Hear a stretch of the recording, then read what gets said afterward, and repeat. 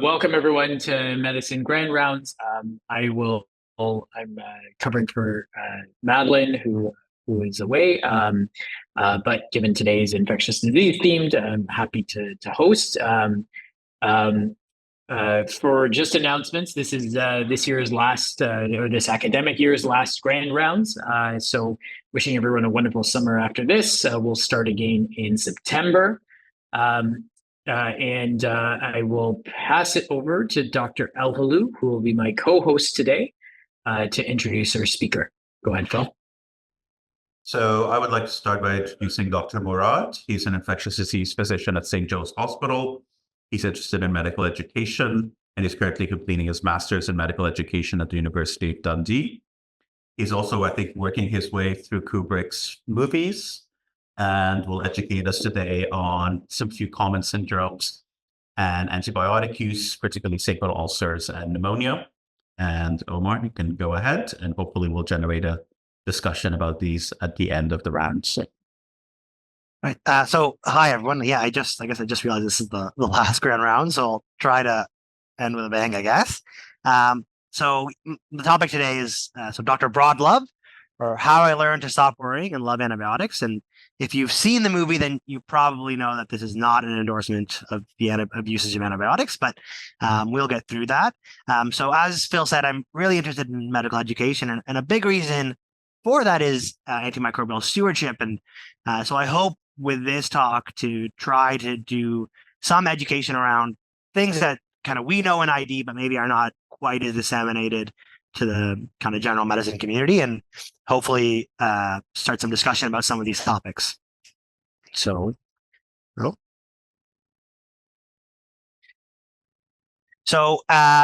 there's obviously a large number of things that we could talk about for ASP and for kind of redirecting our antibiotic usage, but I wanted to focus on two syndromes that I think we get called about a lot, that or that are come up a lot in hospital, that I think we can make some easy changes for, and then obviously our de facto ASP talk that I think needs to be in every ID lecture that happens. So the first part will be community-acquired pneumonia, and so I wanted to first draw your attention to this is our order set for community-acquired pneumonia at Dovetail. So you can see here, this is obviously in addition to ceftriaxone.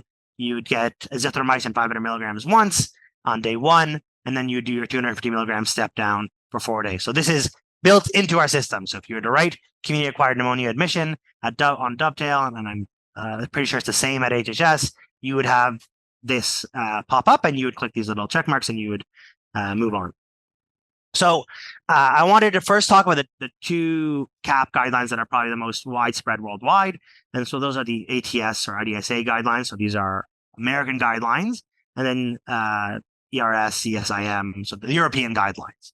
And they're very similar. You can see the ATS guidelines have a nice little table for them, but the overall recommendations aren't too different.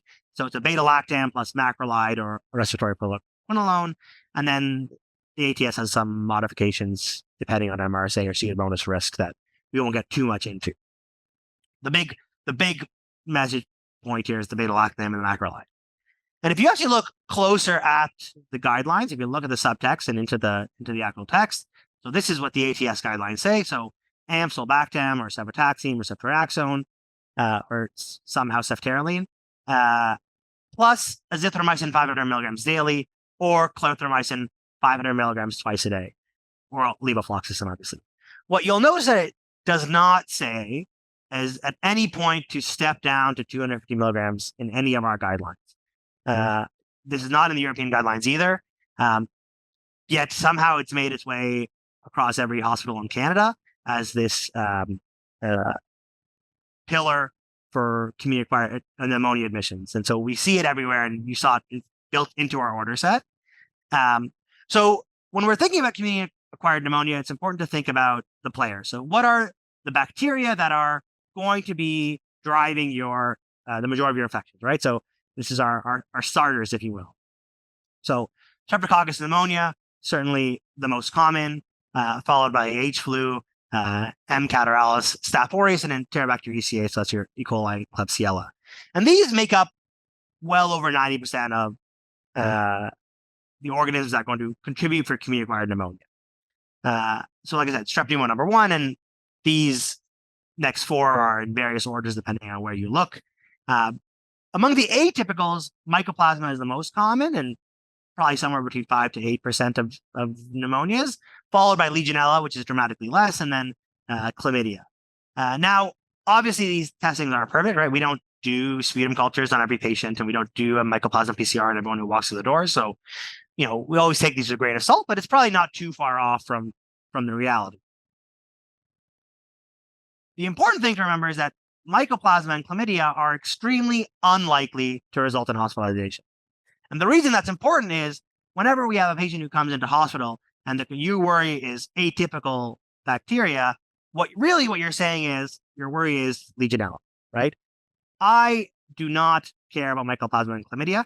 And actually, the times that they do cause severe infection, which is going to be in our immunocompromised patients more often, even then, I would say that the majority of ID physicians will still use 500 daily. They won't step down for these patients. So this is an important point. You want to remember what is your causes of your pneumonia?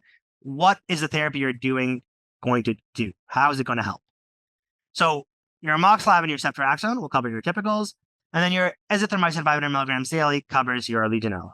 And I know I've said this like 4 times now, but there is no role for this 250 milligrams in inpatient CAP, right? Outpatient, different conversation, and we can talk about that. But for inpatient pneumonia, we really should not be using this 250 milligrams at any point. What about the fluoroquinolones? I don't want to get too much into the fluoroquinolone versus beta-lactam plus macrolide debate. Probably very similar. We just tend to avoid it as first line because it has obviously a much larger side effect profile than your beta-lactam and macrolide. So now we've established what azithro does. But one of the other big questions or the big debate points is, what is the role of atypical coverage? Should we be giving everybody who walks in the door atypical coverage? So, like I said, you saw the US and the European guidelines. They both recommend the addition of the macrolide. And it's based largely on this Lee et al. Systematic review done in 2016, which looked at 2 RCTs and 8 observational trials. And they actually, in their discussion, say that they recommend macrolide, but low quality evidence.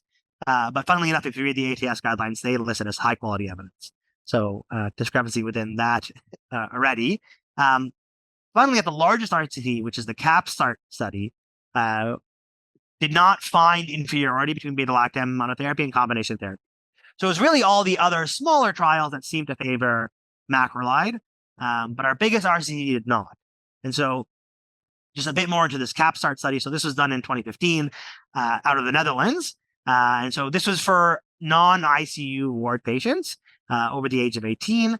And so again, right, they looked at beta-lactam monotherapy and they compared it to combination therapy and fluoroquinolone monotherapy. And you can see it's about 2,000 people with the primary endpoint being all-cause mortality at 90 days. And I've just attached the table here, but you kind of look just a standard clinical diagnosing for pneumonia. I won't talk about it too much. And so what they found was that there was an absolute risk reduction at 90 days of about 1.9%, favoring the beta-lactam strategy. And you can kind of see it here in the table that for the most part, it seemed to shift towards the beta-lactam, whatever subgroup you look at. So what does this all mean? I don't even know what that means. No one knows what it means, but it's provocative. No, it's not. It's get some people go. So before getting when we're looking at pneumonia, we want to think about what is the organisms that are contributing to our patients, right? You have to remember that when we're thinking about the ATS guidelines and the European guidelines, they are trying to provide guidelines for a large diversity of people, right? ATS guidelines have to apply guidelines that make sense in New York, that also make sense in Arizona and Florida, right? And so those climates are very different. And so it's, for them, it's safer, obviously, to just say beta-lactam plus macrolide because year-round, that's going to apply to those more southern states. Same with Europe, right? It's trying to apply guidelines for, Sweden and Finland at the same time as Spain and Italy. So it's our job to kind of look at the guidelines, but also look at our own patient population. And so when we look at Legionella in Ontario, So this is public health data from 2023. You can see in 2023, actually, we had no Legionella in November and December, and the rates in January and February were quite low. When we do see Legionella is July, August, September, and that makes sense because Legionella, we know, is most associated with air conditioning use. So the reason I bring this up is that, our atypical coverage concern in Canada is much more seasonal than it is in other places. So again, what does it all mean? Well, I don't have an answer for you. You need to make this decision on your own in terms of when you feel comfortable. So what's still unclear is, beta-lactam versus beta-lactam plus macrolide versus fluoroquinolone. For me, this is a seasonal thing, and I would say that in the summer, I think it's not an unreasonable thing to do. In the winter, I'm much less likely to do unless the patient has risk factors or maybe they traveled somewhere warm where they use air conditioning. But I'm much less likely to add macrolide to my therapy sources when I'm thinking about fall, winter, even early spring. But the part that is clear is obviously that there's no rule in Azithro 250 for the inpatient settings. And just to remember that guidelines are there to help you. They're not there to replace you, right? If you're just going to do everything in the guidelines and not try to think about your own patient, then you probably just get replaced by the patient, by the guidelines. So there is more to this pneumonia talk. And the next part is talking about the ideal duration. So again, ATS currently recommends 5 to 7 days, 5 for non-severe and 7 for severe. This is the same as our AMI guidelines. So AMI is our Canadian. It's actually should AMMI, but it's a similar recommendation. And so their recommendation is after normal vital signs for 2 days, you can do a 5-day regimen. But there's a question is, can we go even shorter than that? And so in 2021, Din et al., so this is out of France, they did a double-blind, randomized, placebo-controlled, non-inferiority trial. So this is 60 centers in France, and they did a mock slap for 3 days versus 8 days. And you'll note that they did not do a macrolide here. And so they were looking for cure at 15 days. So apyrexia, resolution of symptoms. And both groups are around 150 people. You can look at the groups there yourself, but there's really not any major difference between any of the two populations. And what they found was non-inferiority in all patients and in all subgroups. So here's your plot, and you can see that there's not any point where the 5-day regimen, for the 8-day regimen favors the 3-day regimen. And now, obviously, this is not a superiority trial, and we weren't looking to see if it's better, but you can see that it's at least non-inferior. And for those of you who are saying, well, 15 days is too short, they found similar results at 30 days. So this was a secondary outcome, which again favored that 3-day regimen. And further reviews have corroborated this. Furukawa in 2023 looked at a systematic review and found similar results that 3 days seems to be an appropriate duration. This is actually from the BC CDC. So it's actually in the BC guidelines that you can do 3 days of therapy per cap if the temperature is less than, if the patient's afebrile and they have clinical response.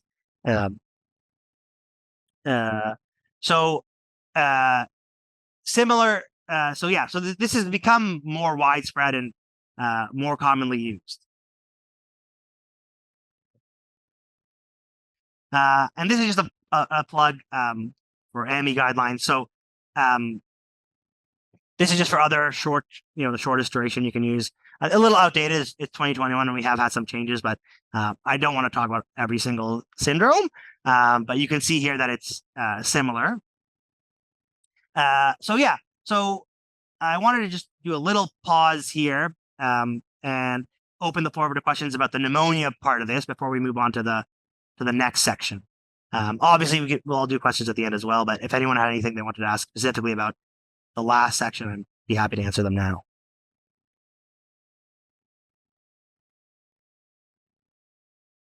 Dr. Holbrook. Go ahead, Anne.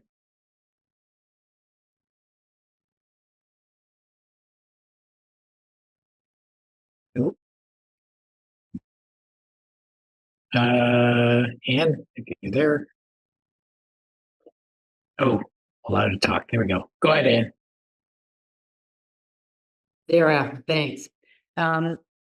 So the azithromycin question, Omar, I just wondered if the 250 came from the original Zithro pack. That's how it was packaged. But would you mind just summarizing the evidence on 250 versus 500? Yeah, there is not a lot. As far as I'm aware, there's never been like a head-to-head Z-Pack versus 500 daily. Legionella data, we've been pretty consistent that 500 is the way to go. But I don't know if Phil or Zane, you guys know anything on the top of your head. I don't know that they've ever done a large direct comparator between the two. Phil, go ahead. So having been through, I think, at least 10, if not 15 reiterations of pneumonia guidelines, I find they're a bit like shuffling, deck chairs on the Titanic. I think the issue is that sort of at one point, atypicals became, I guess, in fashion, and then respiratory fluoroquinolones came into fashion sort of shortly after that. And then the side effects, for us, mostly, I think it was the C. diff. So when we had the sort of bad C. diff outbreaks in the early 2000s or the early zeros, we found that moving away from fluoroquinolones made a big difference. So we all know that the Legionella dose therapeutically is 500 daily, probably for 14 days minimum. If somebody has, really a bad Legionella or someone has bad Legionella in ICU. And I echo Omar's comments. I really don't care if a patient has mycoplasma or chlamydia. I think in an 80 or 90-year-old or, the majority of our CTU patients, that's not a huge issue. So, I think there's more and more data that the role of atypicals is probably very small. And I think it depends, you quoted the numbers of around 10, 15%, but that's usually the numbers based on you finding an etiology. Remember, in most pneumonias, less than 50% we find an etiology. So most of it's, not clear what the organism is or whether a lot of it is viral or not. So, and there's some movements back to going to even simple things like ampicillin or amoxicillin or anything that'll sort of cover strep pneumonia. But I feel, I find it's something that the guidelines change a lot based on some new data, but really a lot of expert opinion. Yes. Funnily enough, I think the only data I know where they actually did Legionella testing was actually Azithro versus Levo, and that was like small trials. I don't think they've ever done a 250 comparator, but that's just what we use for our therapeutic dosing. And I think unless something comes out that says that 250 would treat Legionella, I would be hesitant to ever do that. But I don't think there's good data for it. There's another question in the chat about the presence of positive blood cultures. So assuming you have strep pneumonia blood cultures. And there is a study from Spain that claims adding the microlides decreases mortality. That was really sort of statistical data. In Spain, they can calculate or look at, we'll see what the patient's got and all of that stuff. So similar to some of the ISIS data, and that obviously has some flaws because whether people are sicker or not. So there is some feeling of a mortality benefit in that population, though I think that's also questioned also. And I'm just going to, Dr. Doris Sami had another question here. I'm just going to see if he is still Yes. here. Go ahead. Thank you, Mourad. That was a very good sort of presentation thus far. I think, there's more to macrolides than it just being an antibiotic. And I think one doesn't want to say one should not use macrolides in these patients with community-acquired pneumonia that come to hospital, even if you think it's not an atypical organism. Now, many decades ago, in fact, at least 3 decades ago, some of my professors were working on the anti-inflammatory effects of macrolides. And it was only in the past decade and a half, more or less, when this was actually demonstrated in patients that macrolides have actually significant anti-inflammatory effects. And the one sort of area I'll give you an example is in patients with COPD. And as you know, patients with COPD, and the ministry has actually sort of agreed to this, that many patients with severe, especially those with severe COPD, where there's frequent hospitalizations and frequent infections by the organisms that you mentioned, including atypicals, that these patients, if you give them a macrolide long-term, that actually decreases their hospitalization. And I've got at least 50 patients with severe COPD that I have on long-term macrolides. And I can assure you that those patients don't usually come to hospital with acute exacerbations.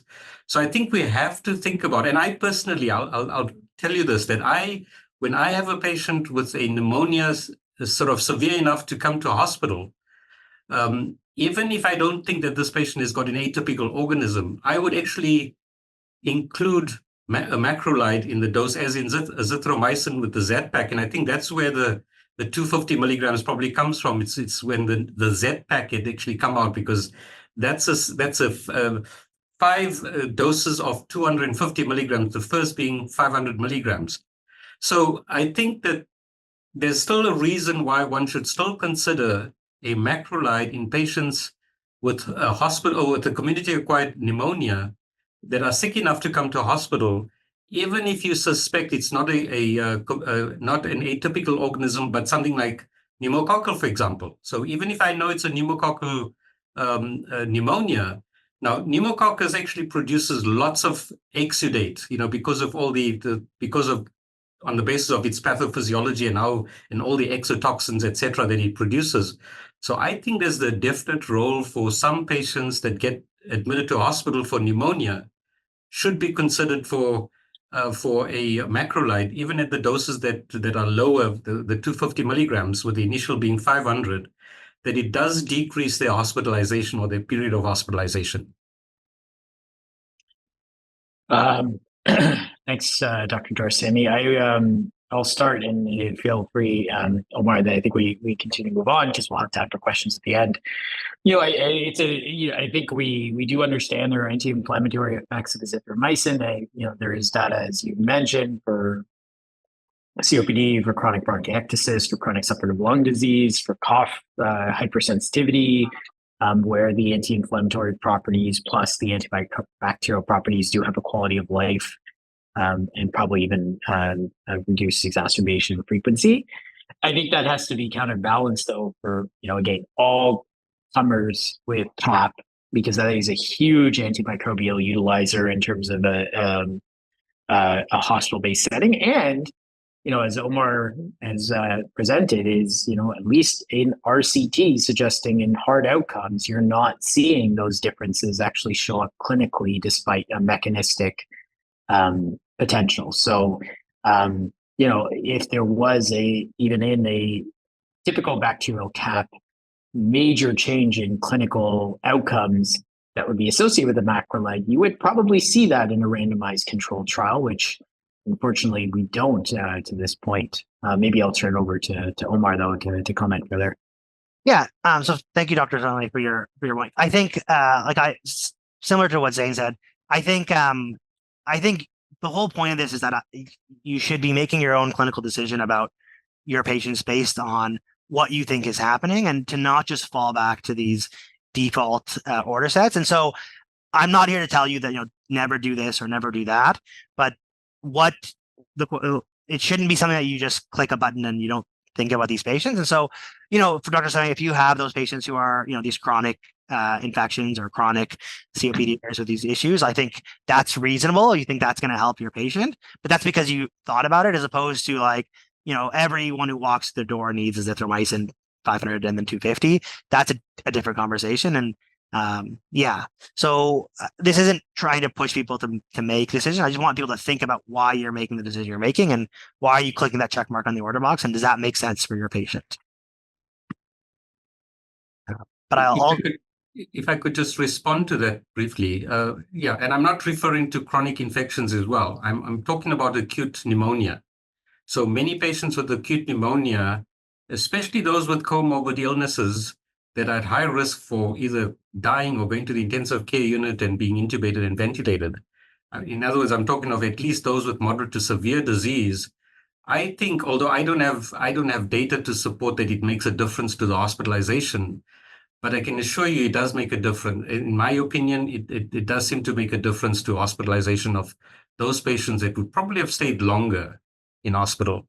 So once again, it's not every patient that I'm saying that we should start a macrolide, but I think there is a role in some subsets of patients with a community-acquired pneumonia, besides those that obviously may have the atypical organisms, that macrolides may still be of some benefit and decrease the duration of hospitalization and perhaps even severity. For sure. And just in the interest of time, I'm sure we could talk about this more, but I'll just move on to the next section. Thank you. Again, thank you, Dr. Haudenosaunee, for your input. So the next section I want to talk about is sacral osteomyelitis. So I'll lift here the bane of ID, but we have a lot of banes, so that's probably not accurate. But it's certainly something that's come up a lot and does come up a lot in the inpatient setting. And so when I'm talking about sacral osteomyelitis, I here we're talking specifically about sacral osteomyelitis secondary to pressure ulcers. This is not talking about trauma causing sacral OM. So our current practice, or what is thought to be the current practice, is to use 6 weeks of therapy for any osteomyelitis. And often what happens with these patients is, because of non-healing, we end up treating these people, multiple courses of therapy, and they keep getting progressively more and more resistant bacteria. And we kind of go through this cycle over and over again. And I'd say it's very uncommon to break it until the patient often, unfortunately, passes away. So this is just a quote: "Insanity using the same thing over and over again and expecting it for a result." So this is Rita Mae Brown, not Albert Einstein, who it's often attributed to. And so I wanted to look at Spellberg paper out of 2018, which is pretty famous in the ID community. And so it was a systematic review, and it looked at the following. So what is the role of bone biopsy? What is the role of imaging? What is the role of antibiotics? So the first is the role of bone biopsy. So often we think, we view this exposed to bone test as gospel, or probe to bone, as gospel. And so we say, if anyone, if I can see bone on this, and this person definitely has osteomyelitis. And so actually, when we look at this data, when we compare the probe to bone to our gold standard, which is our bone biopsy, less than 50% of patients actually had osteomyelitis. Often what they would have is either some involvement of the cortical layer, or some mild bone cortex involvement and reactive newborn formation. But more than 50% of the time, we actually wouldn't have involvement of the medullary cavity of the bone. And that's what you need to have osteomyelitis. So already our probe to bone test is overcalling osteomyelitis by quite a bit. But what about imaging? So CT and X-ray, I think we know is probably not great. Some numbers actually for CT go as low as 11% for sensitivity. So I really wouldn't recommend using that just to find out if there's an OM. Obviously, there's a role if you're worried there's an abscess or a collection in that area that might be contributing. Certainly CT is going to be helpful for that, but it's rarely going to tell you if the bone is infected.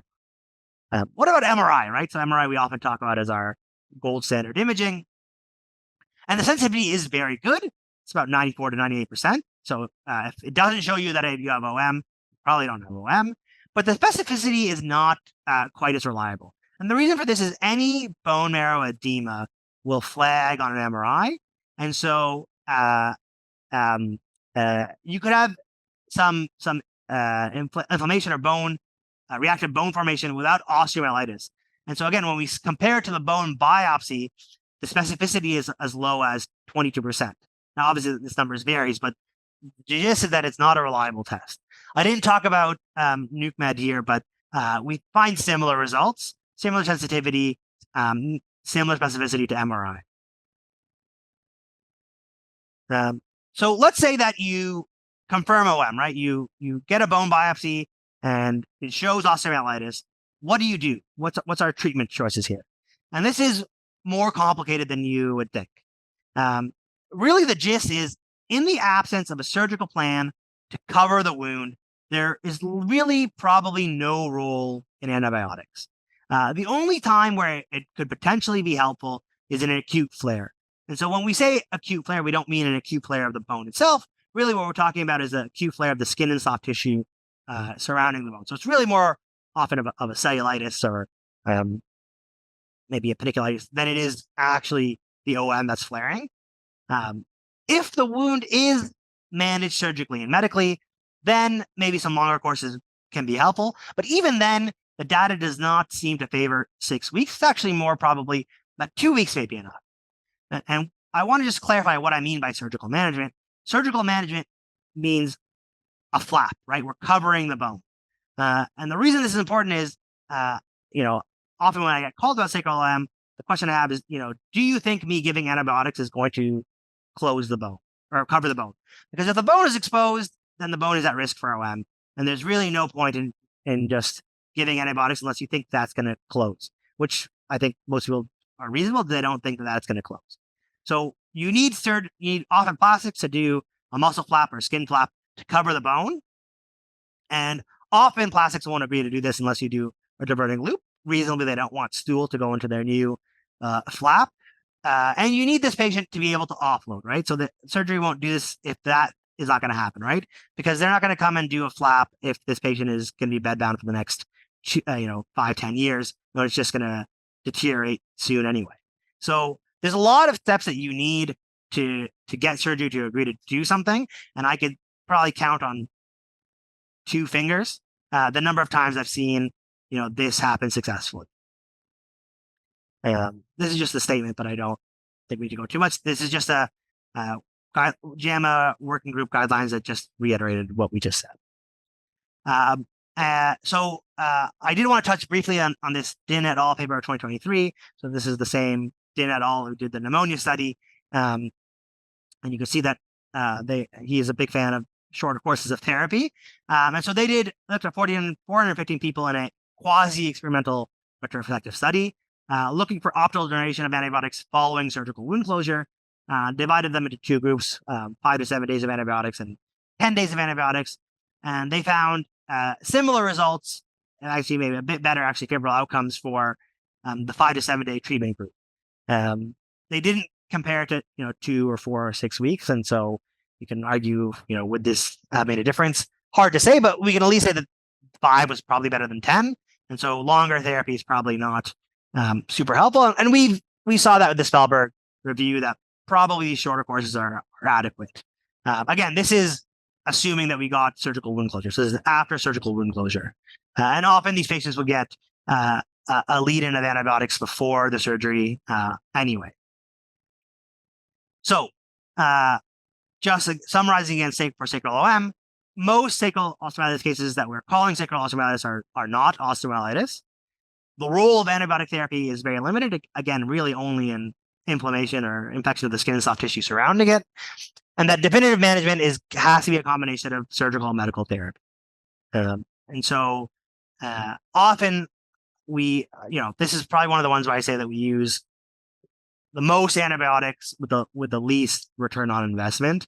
And so this is, I think, a big area where you can hopefully cut out, especially these long 6-week courses of often what ends up being Tazo and then Erda and then Miro down the line. So I'll just power through to the last section and then I'll open the floor to questions. So this is our mandatory ASP section, right? You have to have one in every ID presentation. So this is a World Health Organization top 10 threats to global health in 2019. I think many of you have probably seen these. As interestingly enough, 7 or 8 of these are infection related. So take that, coronary artery disease. But you can see that antimicrobial resistance is one of the top global public health and developmental threats, right? It's right there at number 5, responsible for about 1.27 million deaths globally and contributed to 4.95 million more. It affects countries in all regions and all income levels. And this is important because we often, I think, are quick to blame a lot of our antimicrobial resistance on either our neighbors down south or often our Asiatic and African countries. But really, this is an issue everywhere. It's not just these countries that are contributing to our AMR issue. We also do that too with our usage. And if you, for some reason, don't care about human life, but really care about money, AMR estimated to result in 1 trillion additional healthcare costs and 1 trillion to 3.4 trillion GDP losses per year, which will also, obviously affect healthcare outcomes too, because if we're diverting money to this, we have less money for a lot of other. So obviously a very big issue, which I think you guys already know. But maybe what you don't know is I want to tell you the story of Echigon. So Echigon is a biotech company that designed antimicrobials. That was all they did. And they spent about 15 years and $1 billion trying to get FDA approval for a drug called plasmicin to the market. And they eventually did. It's a drug, for those of you who are unfamiliar, to treat complicated UTIs. And in July of 2019, the World Health Organization actually declared plasmicin as an essential medication. So you can imagine that Ajigan was quite happy. You develop this drug, finally get approval, and the WHO says this drug is so important that every country should have it. Well, unfortunately for Ajigan and the rest of us, about 3 or 4 months before that happened, they had gone bankrupt. And so they no longer exist. They could not celebrate this, this big accomplishment. And this is unfortunately a very common story for a lot of these antimicrobial focused biotech companies. There's really very little money going into them. To give you a comparison, oncologic medication receives around $100 billion of funding per year. Antimicrobials receive $125 million, which is a little ironic since probably the number one cause of death for these patients in the oncology population is actually infection. So a lot of these companies end up going bankrupt. And so we end up with a lot of these orphan drugs that really don't go anywhere, unfortunately. And so, we are really relying on these drugs from the 1950s and the 1980s to be our workhorse medications. And unfortunately, there's not a lot coming on the horizon that's going to get us out of this. So if we can't get new drugs, then we need to try to pivot our ASP goal. And I wanted to talk about this paper that was recently published in CID.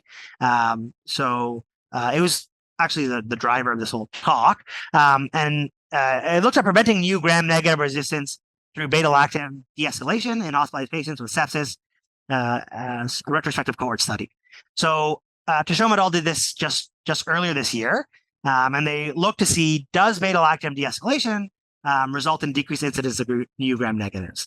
So like I said, retrospective cohort study, looking at patients with sepsis who received at least 3 consecutive days of beta-lactam antibiotic, with the first 2 days of antibiotic defined as a spectrum score of 6. So a spectrum score is a scoring system that they develop. Essentially just tells you how broad is the antibiotic that you use. And so you can see, this is just looking at beta-lactams, but you can see here, oxacillin, for example, which is, so cloxacillin here, only treats really for MRSA. So has a spectrum score of 1. Compare that to your piptazo, ertapenem, meropenem. Let's go 8, 9, 10. IMI has a score of 11. It just shows that much broader coverage range.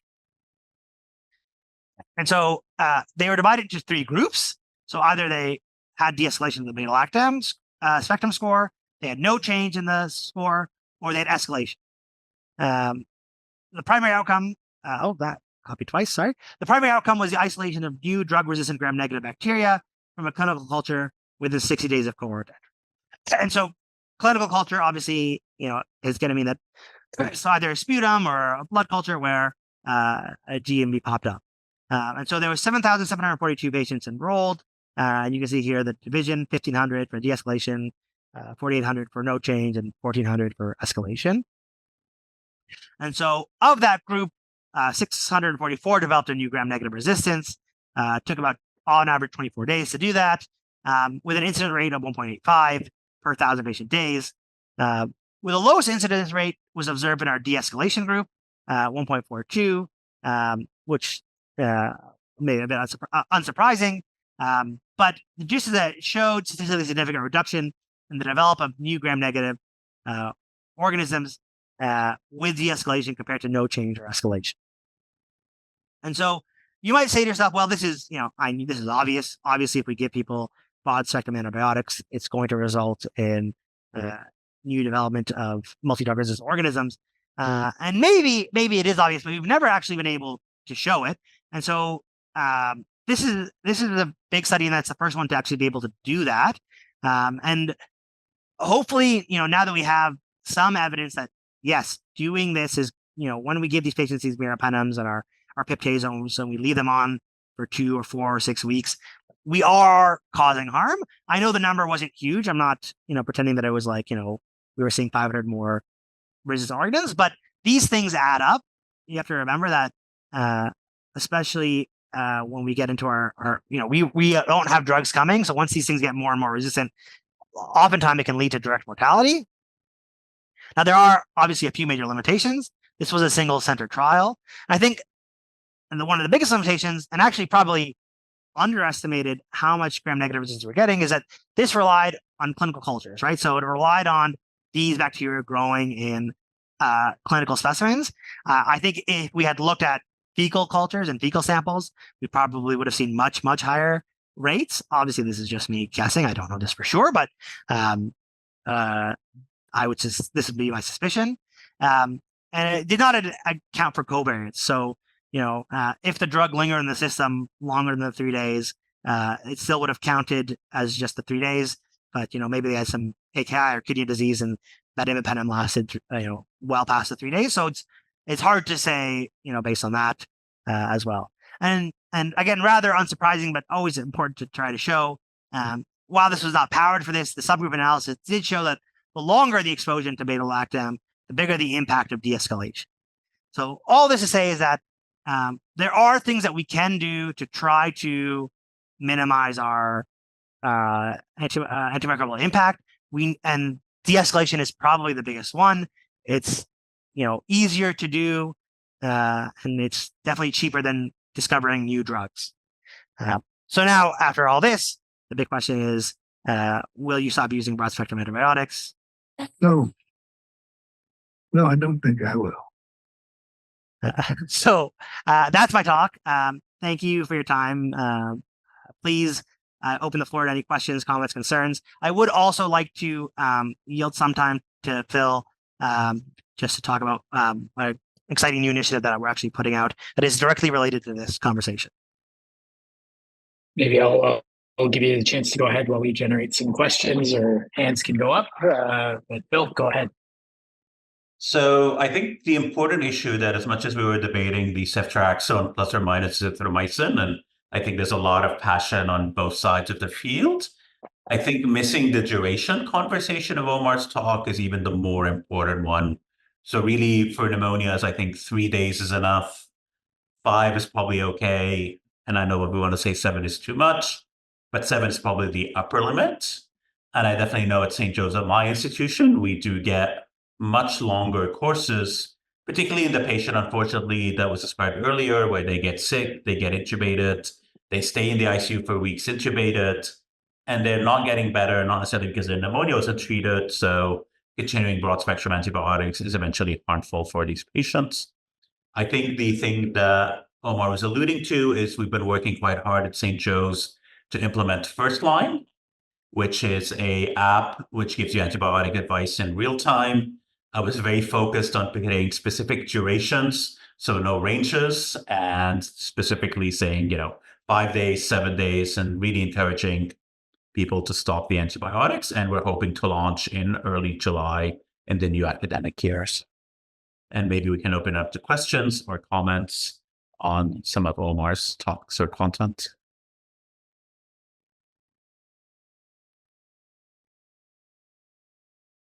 So I guess I'll go back to the Q&A question, because I think I'm trying to think about it again. So the questions around bacteremic pneumonia. And so I think the question was more around, would you change your duration of therapy if they had bacteremic pneumonia as compared to just CAP without any positive cultures? So it's a good question. So generally we don't, and actually there's pretty good, at least 7-day data for strep pneumo. Again, it has to be related to a pneumonia. You can't have like strep pneumobacteremia from another course, but that we don't need to really extend beyond that 5 to 7 days. Interestingly, and again, obviously this was nowhere near powered enough for this. There were 5 patients in the DIN study that actually had strep pneumobacteremia that received 3 days, and none of them developed a negative outcome. Obviously, it's 5 patients, but it's interesting nevertheless that even with 3 days of therapy, none of these bacterial patients had any complications. So all to say that we probably don't need to extend our therapy. I probably wouldn't do the 3 days for it without more data, but I think the 5-day course is probably fine.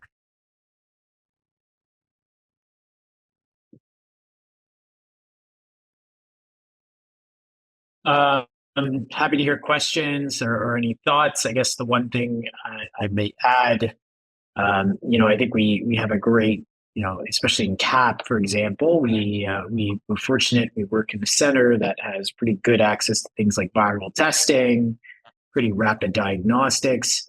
I guess if you're working in more of a rural, remote, less, microbiologic testing setting, would you change your prescribing practices, recognizing things like viral pneumonia are there? Or, again, would you just aim for short course? Would there be people you wouldn't treat for CAP, recognizing it could be viral?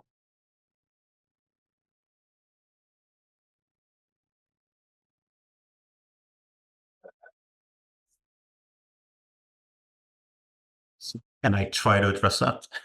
Yeah, go ahead, Phil. So I know definitely in the COVID epidemic, every single patient got azithro and ceftriaxone and then escalated to piptazo and other that. So I think even in the setting when people have clearly virological reasons, most doctors are hesitant to do nothing. And I don't know if the antibiotics just make us feel safer. So I think, as much as Omar didn't get into this, I think there's a big psychological aspect that I think even from interns on call overnight feel that if the patient's covered by antibiotics, then nothing bad can happen to them. And then sometimes the escalation happens. So I remember this lady that came into a UTI at our hospital, I think on Friday. She went from ceftriaxone to piptazo to meropenem until Sunday morning. And Sunday morning, I was sitting in bed, able to reorder the ampicillin for her multisensitive E. coli. But obviously, there was a lot of fear that she got escalated to all of that stuff. So I think sometimes maybe we confuse drug resistance and sepsis and assume that if someone's sick, they need the big guns. But I think those are complicated decision-making processes that I don't know the right answer. So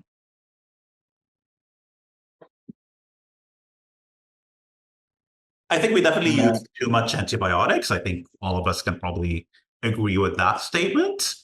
And then how to sort of reduce it is, I think, the bigger issue that we struggle with on a daily basis. So I think there's some other questions. Yeah, go ahead, Dr. Dorsami. Thank you again. Once again, I'd like to thank you all, just because of your sort of dedication towards antibiotic stewardship. And I think that's one of the big issues is how, having to have antibiotic stewardship here.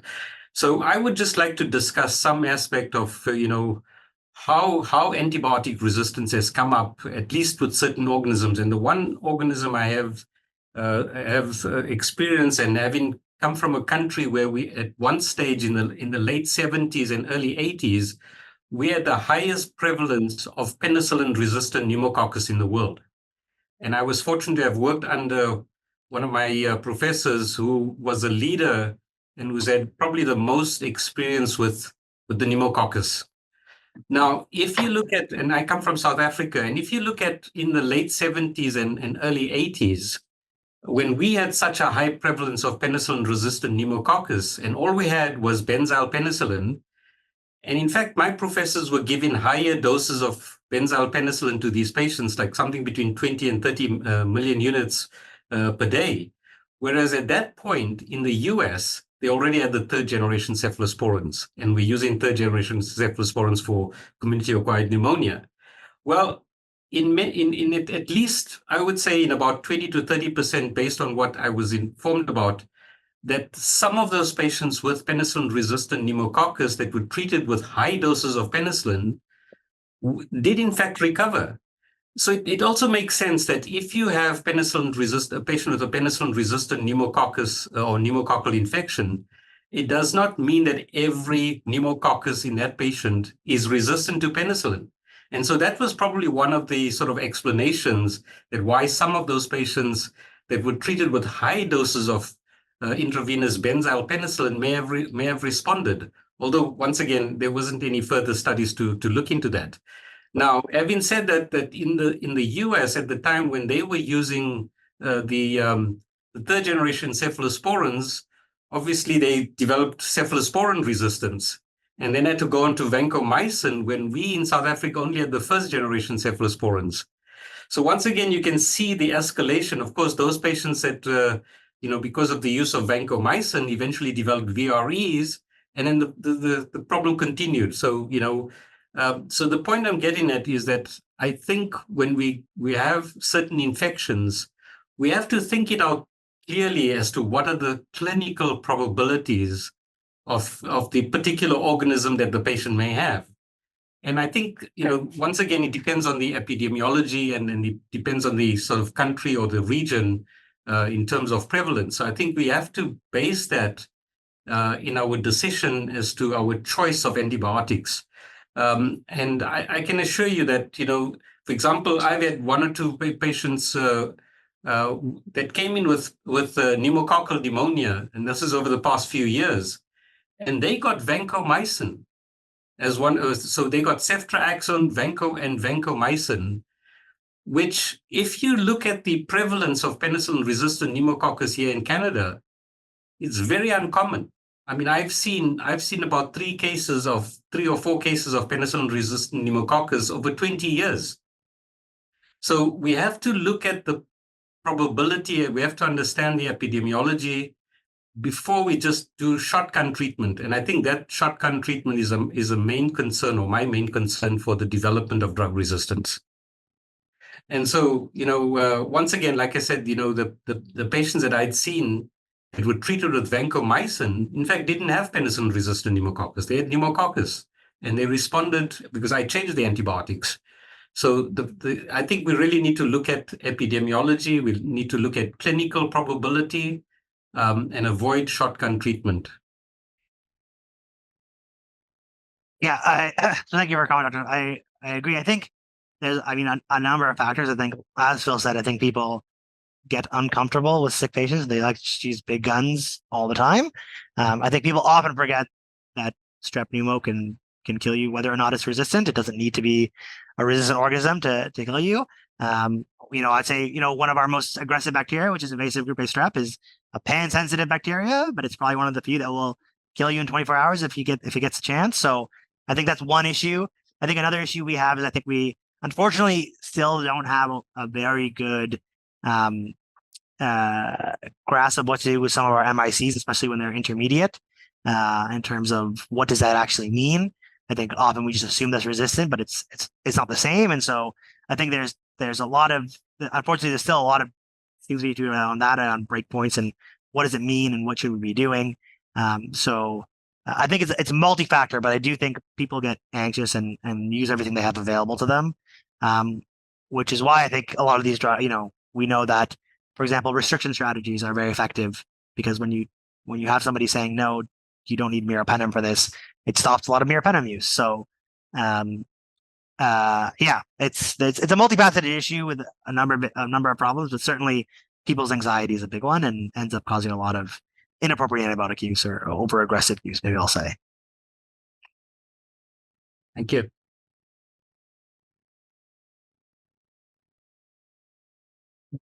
Go ahead, Nishma. Thanks, Shane. Omar, I wonder if you can comment a little bit just in terms of your data around the beta-lactam de-escalation. I feel like, I don't know if the practices are different at St. Joe's, but more recently for CAP and de-escalation, marsupial and ceftriaxone, the go-to has become clavulin, whereas, when I first started and I was training, it was cefuroxime, and to me, clavulin is much broader. And are the practices any different at St. Joe's in terms of de-escalation, or any thoughts about that? And are we doing more harm by actually using clavulin as de-escalation? For some reason, cefuroxime has fallen really out of favor, and I'm not sure that that's the right thing given all of our other issues and other needs for clavulin.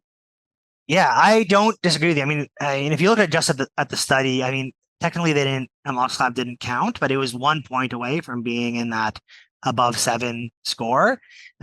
So, as we discussed, we are probably over treating. I think cefuroxime is fine. Honestly, amoxicillin itself is probably fine most of the time. So while it wouldn't have met criteria for this study, because it wasn't a spectrum score of 7, if you looked at it, cefuroxime is on this, but I would imagine it'd be around 3 as well. And so we're looking at twice the score and twice the broadness of antibiotic. So we probably should step back on amoxicillin. I think maybe we get too comfortable with the amox part and say like, oh, it's like amoxicillin, but it's maybe a bit broader than we need a lot of the time. Has that been the practice at St. Joe's too? Like, Yeah, clavulin has been yeah. common step down. Okay, 100%. all right, yeah. Anyways, I think the argument was somewhat about like bioavailability and stuff like that, but honestly, like we used ceftriaxone for decades, so I wonder if we need to start switching back our practice. And I agree, like amoxicillin is probably sufficient for a number of these individuals, but if if there's a discomfort with that, then I still feel like there's other options that are less broad than clavulin, which really is one of our broader beta-lactams. I do find there's a big use of clavulin for everything, and I wonder whether that comes because it works for everything, that people just sort of use it as a default. And I think part of that's driven by ID and some of our fellows. So sometimes I ban clavulin for a week when I'm on with them. Ask them to come up with different things, so that because every single oral step down is usually the answer is clavulin, and I think there are other oral antibiotics out there like Roxy, which we used for at least 20 years before clavulin came along, or Caplex, but nobody wants to use anything QID anymore. So. All right. Well, that takes us to 2 minutes to the hour. I think we went through a number of great questions. Omar, I want to thank you again for presenting today. I think there's some interesting thoughts here. And, for those of you who are interested in the topic, a couple of years ago, probably on the Department of Web Medicine's YouTube still, you'll see Spellberg, who gave Rounds, who is cited in this presentation on shorter is better, and has a great website listing the evidence-based references for shorter-based regimens in a number of disease states. So, again, lots of work being done in that domain, and lots of work actually, as we were discussing yesterday, about even using a wiki guidelines approach to rebase guidelines to pragmatic care and reducing burdens of utilization. With that, I'll let everyone go. Thank you, everyone, for joining for Grand Rounds today, and we'll hopefully see everyone in the new year or a new academic year. Have a good summer for everyone too.